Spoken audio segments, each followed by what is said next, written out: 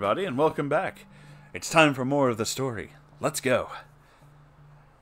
He was rewarded by a man in the back of the lead truck clutching at his chest and pitching forward.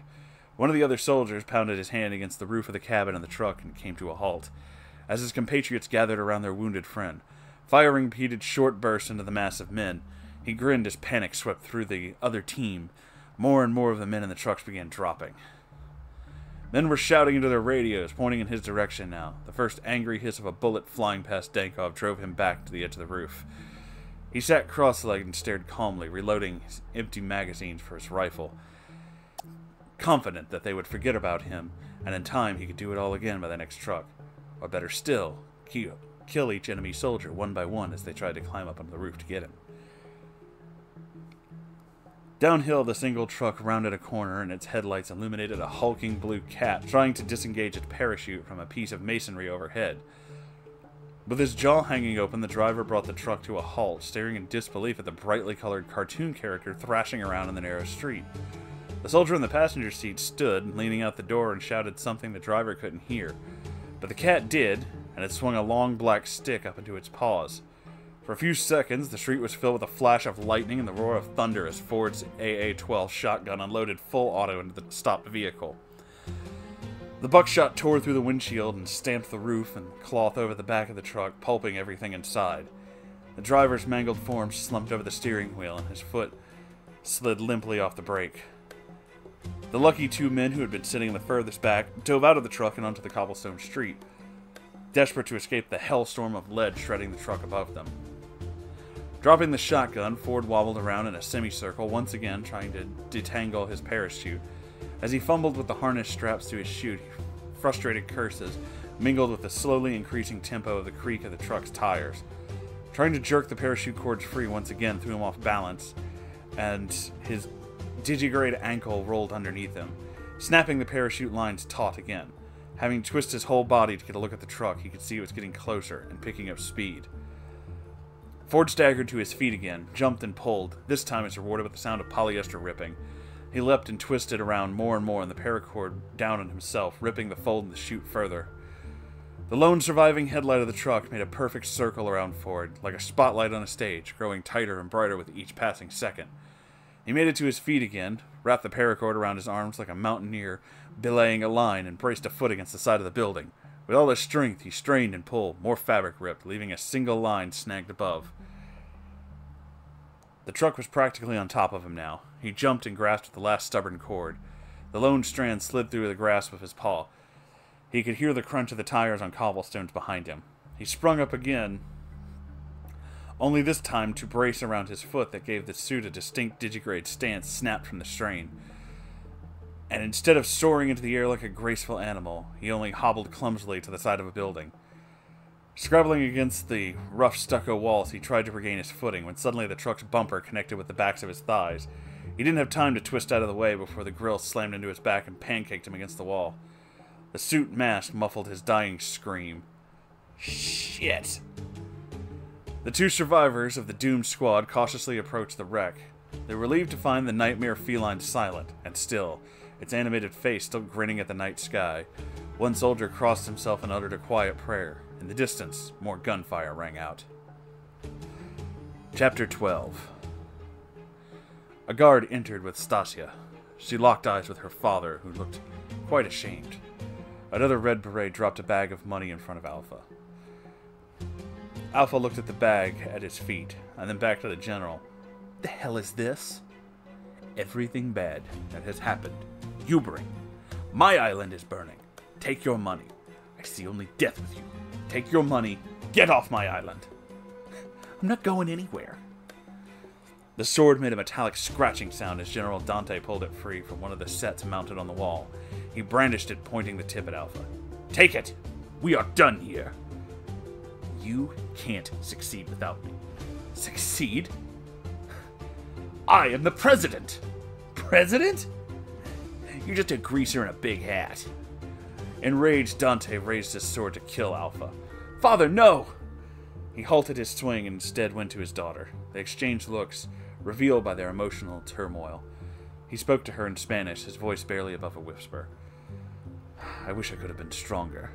Like you. You are the bravest daughter I've ever seen. The gentle crush of waves striking the rocks below made Ian acutely aware of how perilous the situation was. Before he jumped out of the plane, his plan had been to swing fast on his chute towards the palace. But he picked up too much speed and angling himself at the courtyard and overshot. He'd been forced to veer off to the side of the palace and ended up over the shoreline, the rear of the compound, now hanging precariously off the rocks. He knew you could climb any surface if you found the right path. He just really needed to find the next spot to grab so he could haul himself up. Feeling along the rocks, he got what he felt like a solid grip with his right hand, timed his jump to reach with his left. His fingers reached around a rough outcropping, grasped at it, and slid off as he tried to support his weight with his left arm. Moving a bit further along the ledge he had landed on, he tried again, at another point, failing to find a solid grip. The ocean spray being soaked up by his tactical kimono was not making things easier. The rising twinges of panic wormed their way deeper into his mind. He peered up into the darkness again, looking for anything to indicate there was a climbable path.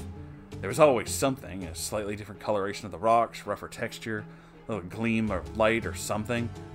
There was a ledge here. He was certain that he should be able to climb back to the top. Payne edged closer to Alpha and whispered, "Chopper will be ready in 5 minutes."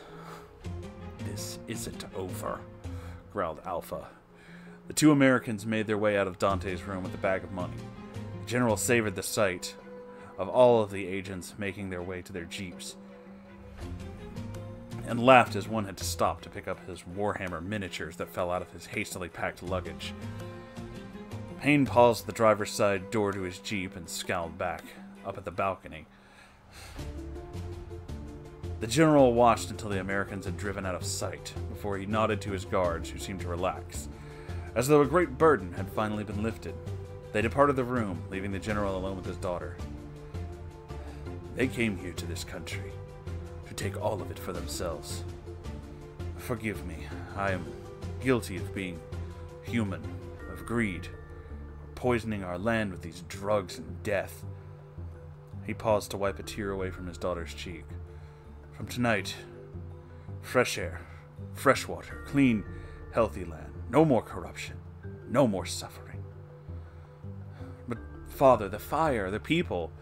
Even now our soldiers are fighting the fire, and fighting for the future of Velena.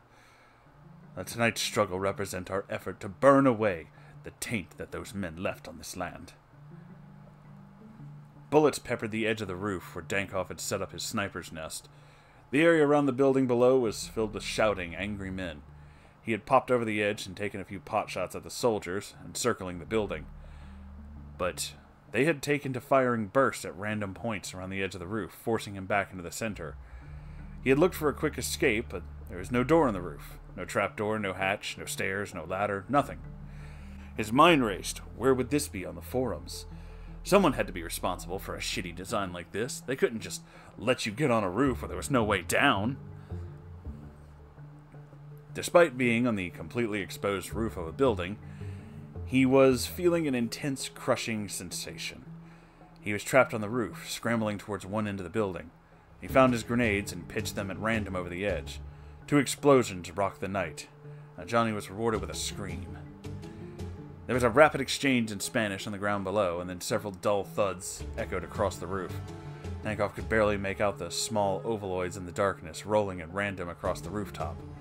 Multiple explosions rang out in rapid succession.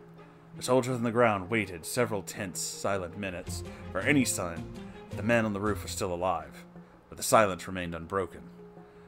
A few eventually clambered onto the demolished roof and found the stinking and ravaged corpse of their tormentor.